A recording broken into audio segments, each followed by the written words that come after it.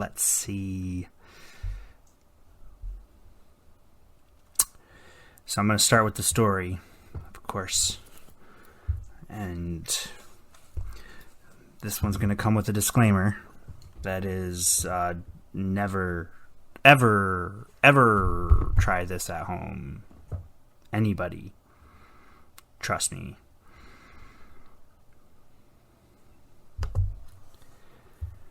This is going to be a crazy story.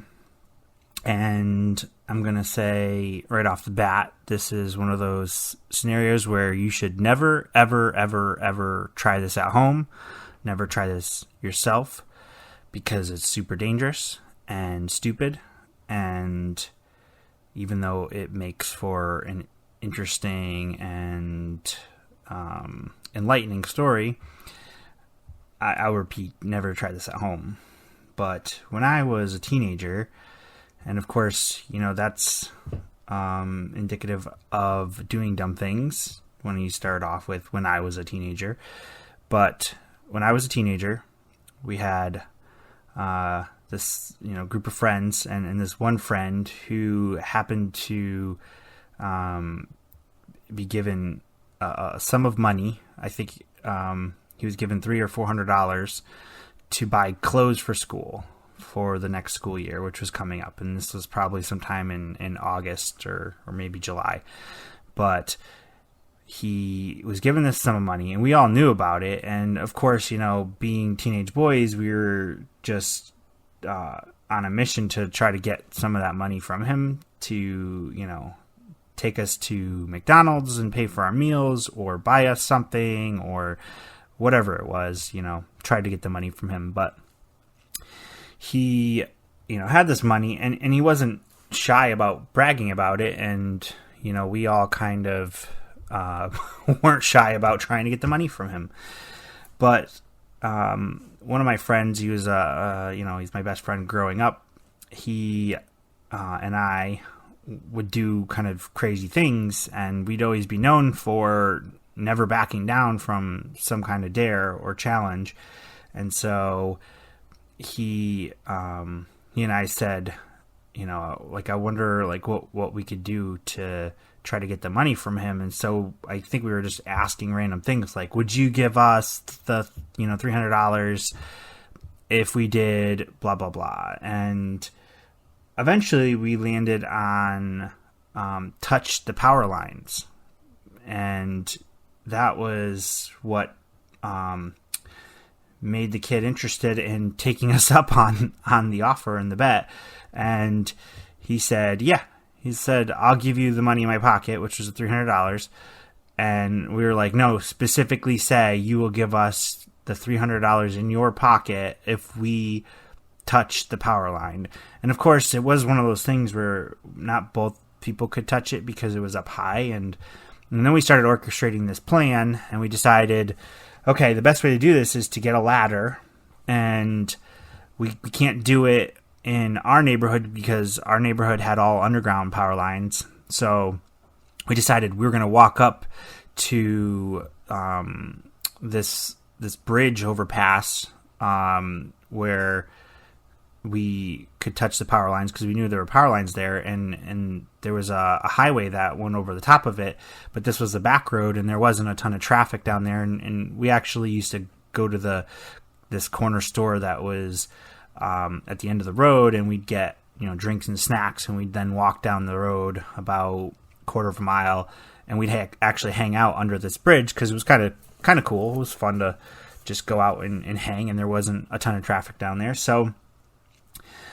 we set out to figure this plan out. So the first step was trying to figure out how to get our hands on a tall enough ladder, and it so happened that I had an extension ladder at my house. That was my father's, and it was I believe it was a 20-foot extension ladder, which was metal, but we didn't really care because we thought, well, these are designed to channel the electricity, so we'll be safe. That was our first thought.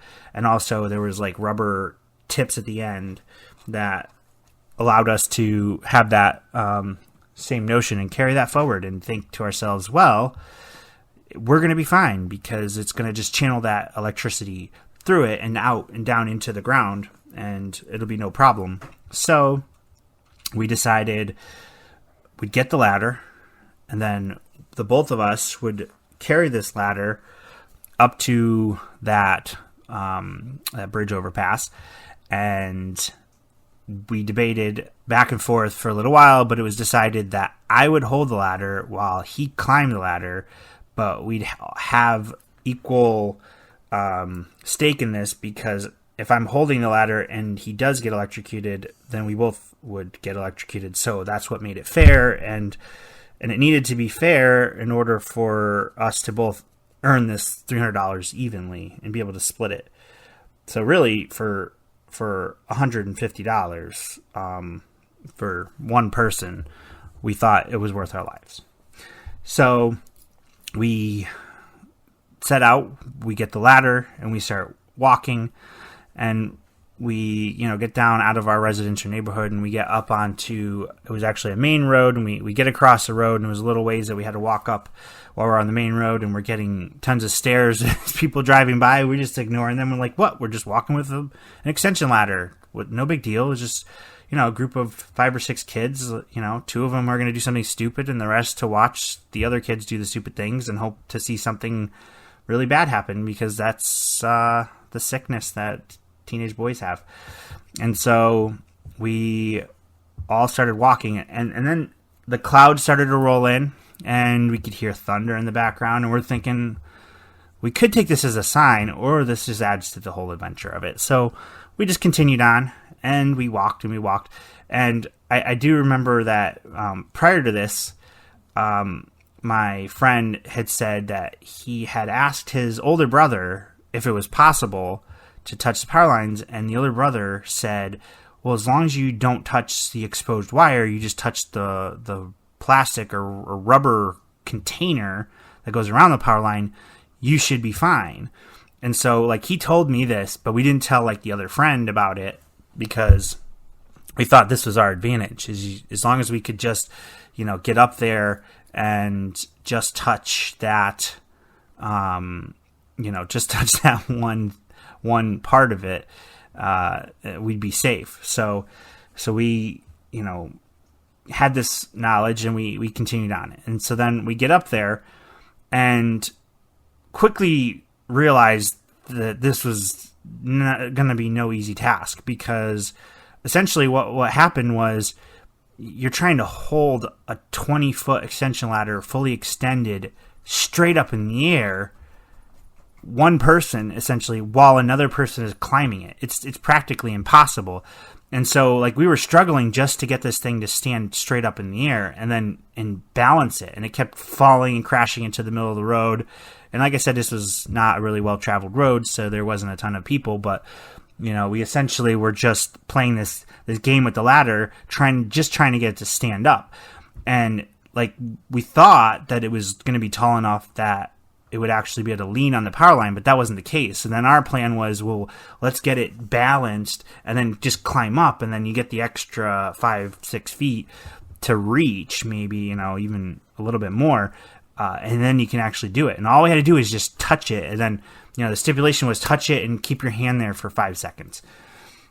And so we're struggling with this thing, trying to get this thing stood up. We get to a point where we figure out a method where I stand behind it while it's on an angle, because this was the angle of a bridge, and there's this angle, and then this ladder going at an angle, and then me standing behind it, kind of trying to create a triangle base, and we got it positioned and standing up, and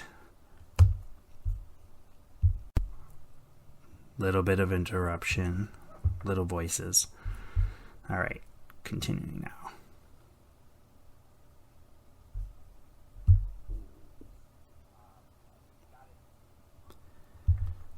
Positioned and standing up, and had that, at the right angle, and my friend started to climb up the ladder, and, I struggled to keep this thing upright while it was slowly tipping, and an unmarked police car drives by and sees what's going on, but doesn't actually stop. Like, we see him drive past, and we quickly just kind of dropped the ladder, and we just started thinking, oh crap. And so everybody was kind of like in panic mode at that point. So we decided, let's ditch the ladder and let's get out of there. So we all just, quickly went and ditched the ladder in the high grass that was nearby, and then just took off and like all started walking back and ended up back at the store. And the unmarked car ended up catching up with us and asking what we were doing. And we just all played dumb, and we're like, what are you talking about? And they're like, what was the ladder for? And we're like, what ladder? What are you talking about? And of course, we got like a stern talking to, but there was nothing that he could really do. And, he kind of just gave us a warning. He said, you guys shouldn't be there. And, we kind of just decided we'd come back and try this later. And so, it kind of saved us from electrocution, which is a good thing. But, it was interesting. And it was a series of events. And it was fortunate that guy drove by, because that's really what I guess sparked some real fear in us about getting in trouble. Not so much touching a power line and dying, but just getting in trouble with the police. That just made us think twice. And I remember I was freaking out because I had my father's extension ladder just thrown in the grass, and I was going to get into a lot of trouble.